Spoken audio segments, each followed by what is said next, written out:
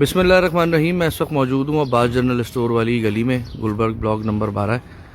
اور یہ ساری روڈ جو ہے وہ نئی ڈلی ہے. یہ آپ دیکھیں کتنی چوڑی گلی ہے. انہوں نے سائڈیں بھی جو ہے وہ اپنی سب چبوترے وغیرہ کاٹ دی ہیں تاکہ روڈ چوڑا رہے، خوبصورت رہے.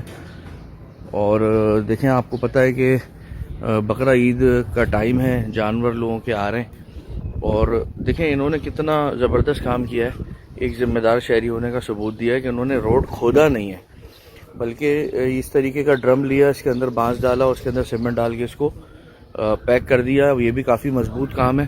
اور یہ چھپڑا جو ہے وہ تیار ہو جائے گا، اور جب بقرہ عید کے بعد یہ ہٹے گا تو روڈ کم سے کم نہیں ٹوٹے گا. کیونکہ ہوتا یہ ہے کہ جب روڈ کے اندر سوراخ کیا جاتا ہے تو وہیں سے پانی مرتا ہے، وہیں سے روڈ کھلنا شروع ہو جاتا ہے.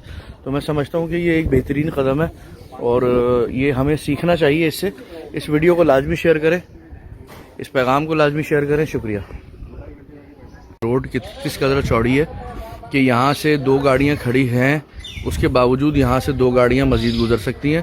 12 نمبر کی بہت کم گلیاں ہیں جو اس طریقے کی ہیں. اچھا جی، جانور بقرہ عید آ گئی ہے، جانور لوگ لے کر آ گئے.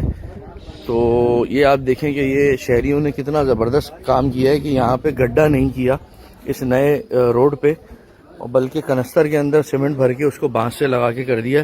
میں سمجھتا ہوں کہ یہ ایک ذمہ دار شہری ہونے کا ثبوت دیا انہوں نے. اور اس ویڈیو کو، اس پیغام کو لازمی شیئر کریں. آپ بھی اپنا روڈ نہ توڑیں، اپنے ملک سے پیار کریں، اپنے ملک کو تعمیر کریں. شکریہ.